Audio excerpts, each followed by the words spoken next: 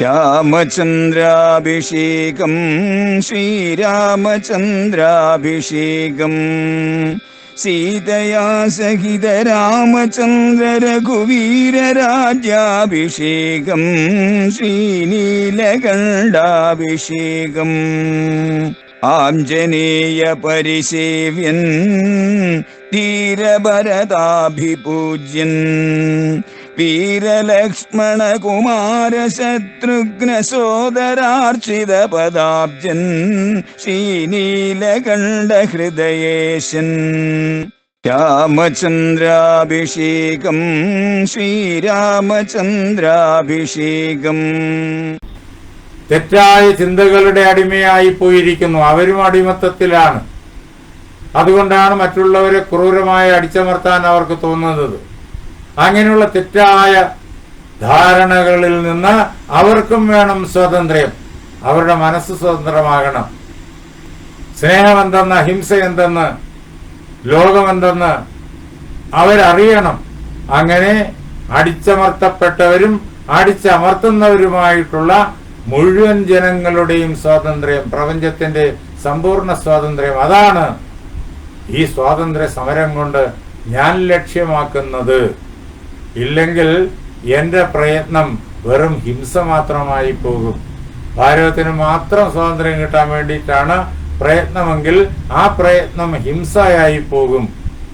ലോകത്തിന്റെ മുഴുവൻ സ്വാതന്ത്ര്യം അപ്പോഴാണ് വസുധൈവ കുടുംബകം എന്നുള്ള രാമരാജ്യ ആദർശം എങ്ങും സഫലമായി തീരുക.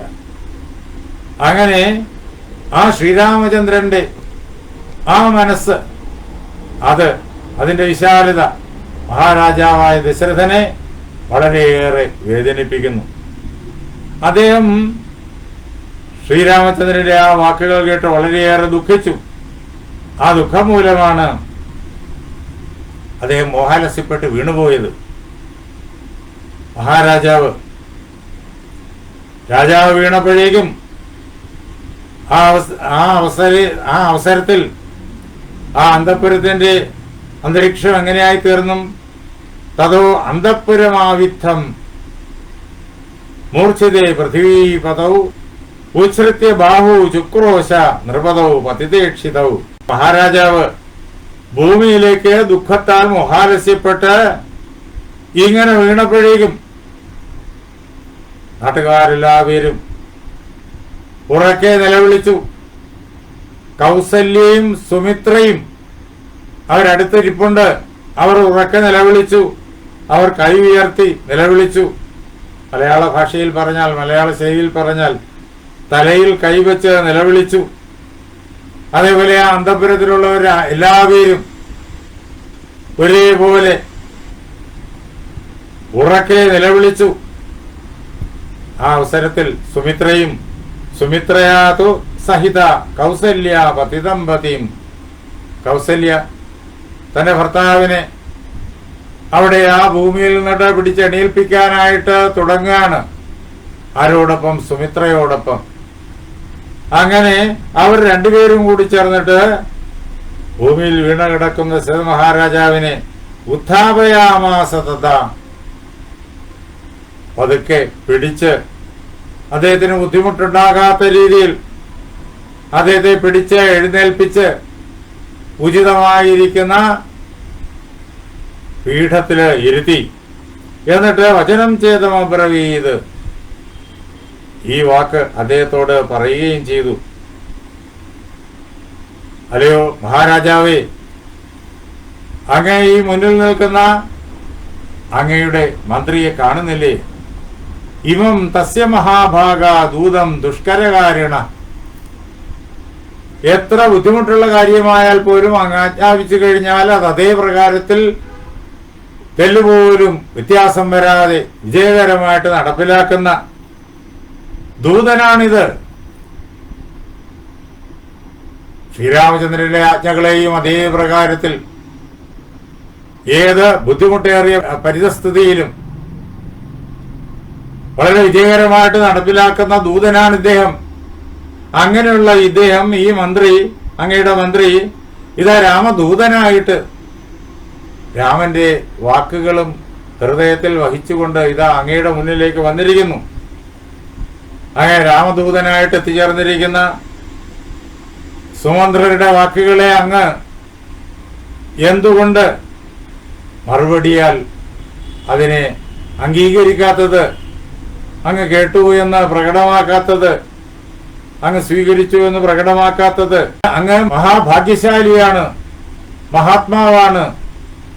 അങ്ങനെയുള്ള അങ്ങ് എന്തുകൊണ്ട് രാമന്റെ ഈ വാക്കുകളെ അംഗീകരിക്കുന്നില്ല, ആദരിക്കുന്നില്ല? വനവാസാത് അനുപ്രാപ്തം കസ്മന്ന പ്രതിഭാഷസേ. വനവാസത്തിൽ നിന്ന് മടങ്ങി വന്നിരിക്കുന്ന ആളാണ് ഈ സുമന്ത്രൻ. രാമൻ വനവാസത്തിന് പോയി. കൊണ്ടാക്കാനായിട്ട് ദശരഥ കൽപ്പനയാൽ രാമനെയും കൊണ്ട് സുമന്ത്രരും പോയി. രാമനെ കാനനത്തിലേക്ക് ആ ഗംഗാതീരത്ത് കൊണ്ട് ചെന്ന് എത്തിച്ചു. രാമൻ കാനനത്തിലേക്ക് കടന്നു പോകുന്നത് നോക്കി നിന്നു. എന്നിട്ട് അവിടെ നിന്ന് ആ കാനനത്തിൽ നിന്നിട്ട് തിരിച്ചു വന്നിരിക്കുന്നയാളാണ്. അപ്പോൾ രാമൻ ഇപ്പോൾ എവിടെയാണ്? എന്താണ് രാമന്റെ അവസ്ഥ? ഇതൊക്കെ സുമന്ത്രർക്ക് നന്നായി അറിയും. അദ്ദേഹം ഇവിടെ വന്ന് പറഞ്ഞല്ലോ രാമന്റെ വാക്കുകൾ, ലക്ഷ്മണന്റെ വാക്കുകൾ, സീതയുടെ വാക്കുകളൊക്കെ അങ്ങയോട് പറഞ്ഞല്ലോ. അങ്ങനെയുള്ള സുമന്ത്രരോട് കസ്മന്ന പ്രതിഭാഷസേ, അല്ലയോ മഹാരാജാവേ, എന്തുകൊണ്ടാണ് മറുപടി പറയാത്തത്?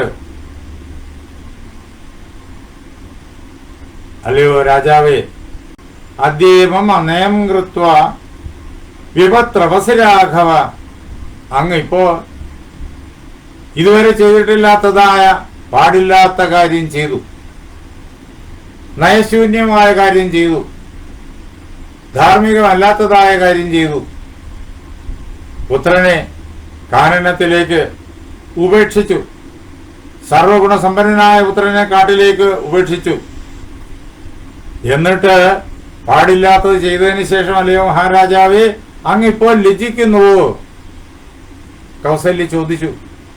എന്താ രാമന്റെ വാക്കുകൾ കേട്ടപ്പോഴേക്കും അങ്ങയ്ക്ക് ഹൃദയത്തില് താൻ ചെയ്തു പോയതായ തെറ്റോർത്തിട്ട് പശ്ചാത്താപം ഉദിക്കുകയാണോ? കൗസല്യ മഹാരാജാവിനോട് ചോദിച്ചു. അല്ലയോ മഹാരാജാവേ, ഉത്തിഷ്ഠ സുഹൃതം തേസ്തു ശോകേന സ്യാത് സഹായത. അങ്ങ് എണീറ്റാലും അങ്ങ് ഈ സുമന്ത്രരുടെ വാക്കുകൾക്ക് അങ്ങ് കൃത്യമായിട്ട് മറുപടി പറഞ്ഞാലും അങ്ങയ്ക്ക് സുഹൃതമുണ്ടാകട്ടെ, അങ്ങയുടെ പ്രവൃത്തി നല്ലതായി തീരട്ടെ, അതുകൊണ്ടുള്ളതായ സദ്ഫലങ്ങൾ അങ്ങയ്ക്കുണ്ടാകട്ടെ, അങ്ങയ്ക്ക് യശസ്സുണ്ടാകട്ടെ എന്ന് കൗസല്യ മഹാരാജാവിനോട് പറഞ്ഞു. ദേവ യസ്യ ഭയാദരാമം നാനുപൃച്ഛസി സാരഥ്യം നേഹ തിഷ്ഠതി കൈകേയി വിശ്രദ്ധം പ്രത്യഭാഷ്യതാം. അതേ മഹാരാജാവേ, ഒരുപക്ഷെ അങ്ങ് മറുപടി പറയാതിരിക്കുന്നത് കൈകേയി ഇവിടെ അടുത്തെങ്ങാനും ഉണ്ട്, അവൾ കേൾക്കും എന്നുള്ളതായ വിചാരത്താലായിരിക്കും. ആ കൈകേയി ഭയന്നിട്ടായിരിക്കും അങ്ങ് ഇതൊന്നും കേട്ടമട്ട് കാണിക്കാതിരിക്കുന്നത്. അങ്ങ് ഭയക്കേണ്ട കാര്യമില്ല, ലജ്ജിക്കേണ്ട കാര്യവുമില്ല. കൈകേയി ഇവിടെ എങ്ങുമില്ല. അതുകൊണ്ട് അങ്ങ് ധൈര്യമായിട്ട് സ്വാതന്ത്ര്യത്തോടുകൂടി അങ്ങ് സുമന്ത്രരുടെ വാക്കുകൾ കേട്ട് ആ വാക്കുകൾക്ക് വേണ്ടുന്നതായിട്ടുള്ള മറുപടി അങ്ങ് പറഞ്ഞാലും. ഇങ്ങനെ അത്യന്തം ദുഃഖിതയായ കൗസല്യ മഹാരാജാവിനോട് ഇങ്ങനെ പറയുന്ന അവസരത്തില്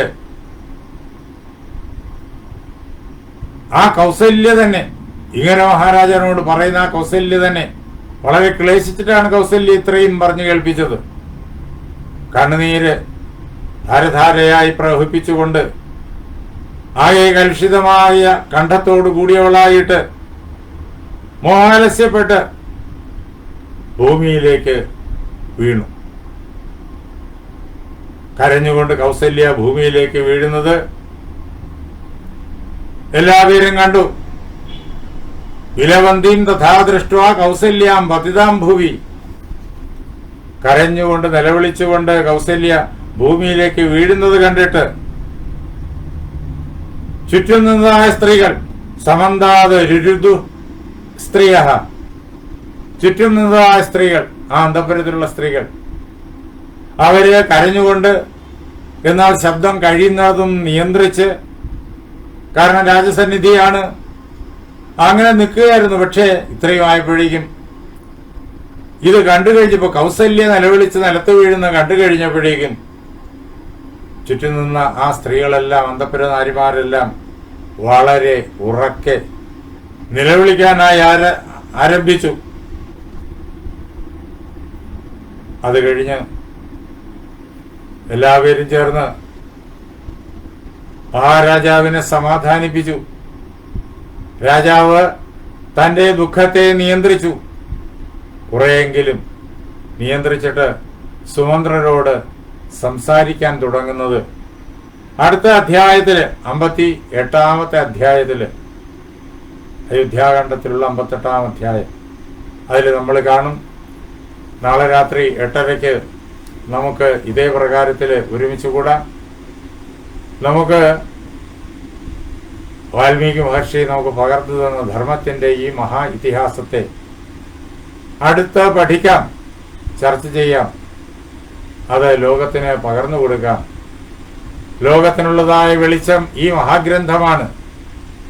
1000 ആണ്ടുകളിലൂടെ ഈ മണ്ണിൽ നിലനിൽക്കുന്ന ഈ മഹാഗ്രന്ഥമാണ്. ഒരു കാലഘട്ടത്തിൽ ലോകമെമ്പാടും പ്രചരിച്ച ഈ മഹാഗ്രന്ഥമാണ്. അതിനെ വീണ്ടും നമ്മുടെ ഹൃദയങ്ങളിൽ കൂടുതൽ പ്രഭയോടുകൂടിയിട്ട് ജ്വലിപ്പിച്ച് ആ പ്രകാശത്തെ ലോകത്തിന് മുഴുവൻ എത്തിക്കാം. അതിന് വാൽമീകി മഹർഷി നമ്മെ അനുഗ്രഹിക്കട്ടെ. സീതാസമേതനായ ശ്രീരാമചന്ദ്ര മഹാപ്രഭു നമ്മെ അനുഗ്രഹിക്കട്ടെ. ആഞ്ജനേയ സ്വാമി നമ്മെ അനുഗ്രഹിക്കട്ടെ. എന്റെ വാക്കുകളാകുന്ന പൂജാപുഷ്പങ്ങൾ പാർവതീ പരമേശ്വരന്മാരുടെ പാദങ്ങളിൽ, ശ്രീരാമസീത ആഞ്ജനേയന്മാരുടെ പാദങ്ങളിൽ, എന്റെ ഗുരുനാഥനായ ജഗദ്ഗുരു സ്വാമി സത്യാനന്ദ സരസ്വതി തൃപ്പാദങ്ങളിൽ, എന്റെ പരമഗുരുവായ ബ്രഹ്മശ്രീ നീലകണ്ഠ ഗുരുപാദരുടെ പാദപങ്കജങ്ങളിൽ, ആ ധന്യമായ സങ്കല്പം കൊണ്ട് പവിത്രമായിരിക്കുന്ന നിങ്ങളുടെ ഹൃദയങ്ങളിൽ പൂജാപുഷ്പങ്ങൾ എന്നോണം സമർപ്പിച്ചുകൊള്ളുന്നു. ജയ് സീതാറാം.